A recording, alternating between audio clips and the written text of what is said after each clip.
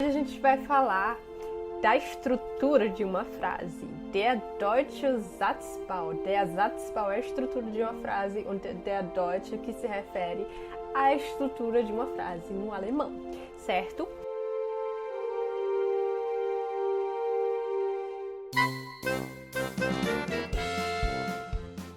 Gente, então vamos lá. Muitas pessoas têm muita dificuldade em formar frases, mas na verdade não é tão complicado. E justamente por isso eu resolvi gravar esse vídeo aqui para esclarecer um pouco a mais o assunto, certo? Bom, então vamos prosseguir. Tem algumas regras que a gente precisa dominar. E a primeira regra é que o verbo ele vai estar sempre na segunda posição, certo, gente? Então, independentemente do que for, ele vai estar sempre na segunda posição. E eu já ouvi alguém falar que o verbo ele é o chefe, certo? E eu acho isso muito pertinente, porque realmente ele vai ser o mandão daquela oração, certo? Porque a gente não vai poder alterar a sua posição, mas ela é fixa, certo? Então ele decidiu que vai estar na segunda posição e a gente não pode fazer nada, ele é o chefe, certo? Então não há exceções. Olha aí. Das Verb ist der Chef, certo? Und das Verb steht immer, sempre, an zweiter Stelle, certo? Conjugado, gente. Keine Ausnahmen, não há exceções. Alles baut sich das Verb auf. Tudo se constrói sobre o verbo, certo? Então, aufbauen significa construir e é um verbo separável, certo? Então, baut, olha aqui, que é a segunda partícula da palavra, né? Bauen, conjugado, certo? E auf, o prefixo, está na última posição da oração. Mas só informação a mais, certo? Então, o que a gente precisa saber? Que o verbo ele é o chefe e ele sempre está na segunda posição, certo? Bom, então, um exemplo. Ein Beispiel, certo? Aqui temos o sujeito, certo? Na primeira posição. Ich, eu, né? Eu sou o sujeito no sentido de eu sou a pessoa que está realizando aquela ação. Qual é a ação? É o verbo, que está na segunda posição.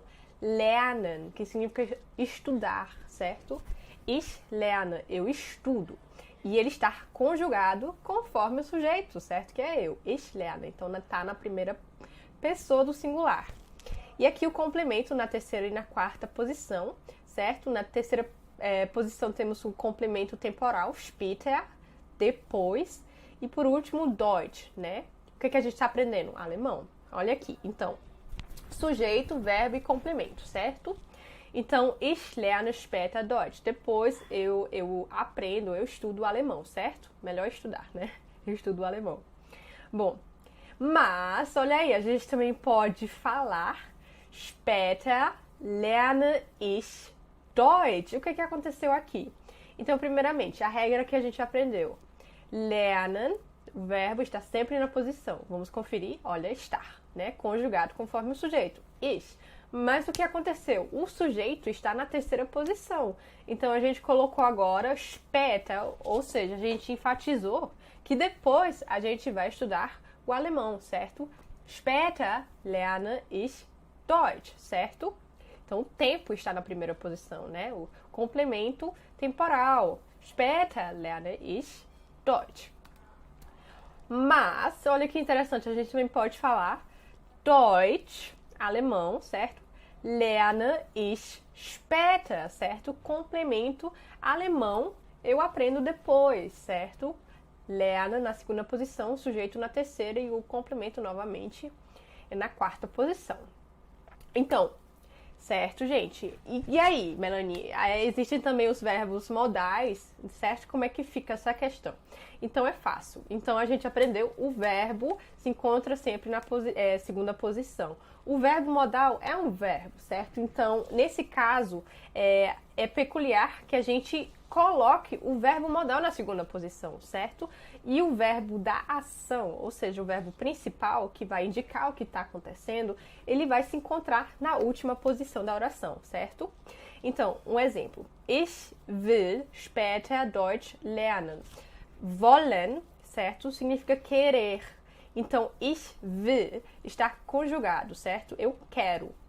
Então, olha aí. Ich will später Deutsch lernen. Eu quero aprender depois alemão, né? Eu quero estudar depois o alemão. né? Então, o verbo infinito, ou seja, aquele que não está conjugado, o verbo principal que a gente viu, que é a ação de estudar, certo? De aprender. Então, lernen pode significar amo, certo? Mas nesse contexto é mais estudar, né? Ele está na última posição e o verbo modal está na segunda posição. E isso vai se referir a todos os verbos modais, certo? Então, eles vão estar sempre na segunda posição, conjugados. Bom, quais são os verbos modais em alemão? Então, temos dürfen, que é o quê? Poder, certo? Können, que também é poder, já eu explico a diferença. Mögen, que é o quê? Gostar, certo? Müssen, ter que, sollen, dever e, por último, wollen, querer. Então, Melanie, qual é a diferença entre dürfen und können, que são ambos poder? Dürfen significa poder em sentido de ter a permissão para fazer algo, certo? Então, vamos supor, alguma autoridade te impeça de fazer algo. No caso, pode ser a sua mãe, os seus pais, né? Du darfst nicht raus. Você não pode sair, certo? Então, nesse sentido de poder, de não ter a permissão. E können também é poder, mas no sentido de poder realizar aquela ação, de ter o conhecimento, certo? De ter a habilidade. Ich kann das. Eu sei fazer aquilo, eu posso fazer aquilo porque eu sei, sabe? Nesse sentido. Bom, então a gente viu que a primeira regra foi a seguinte, que o verbo conjugado está sempre na segunda posição, que a gente chama de verbo finito, certo? E se a gente tiver, né, dois verbos, o verbo infinito estará na última posição, certo? Ou particípio. Então, mas aí, tu me perguntas, o que vai estar na primeira posição, Melanie?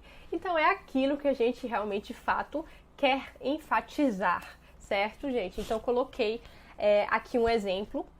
Paul fährt heute seine Tochter in die Schule, certo?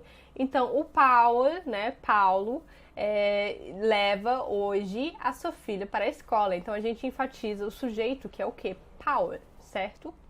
E aqui, er fährt heute seine Tochter in die Schule, né? Então, o que a gente aconteceu? A gente substituiu Paul por er, né? Que é um pronome pessoal, certo? Paul, ele, né? Ele leva hoje a filha dele para a escola. Heute fährt Paul seine Tochter in die Schule, né? Hoje ele tá levando a filha dele para a escola. In die Schule fährt Paul heute seine Tochter. Aí a gente enfatizou o lugar, né? Pra onde? Pra escola ele levou hoje a filha dele. Ou seine Tochter, né? A filha dele, ele levou hoje pra escola. E aí, se a gente fizer uma pergunta, como é que fica? Wer fährt heute seine Tochter in die Schule? Então, aqui é o pronome interrogativo wer.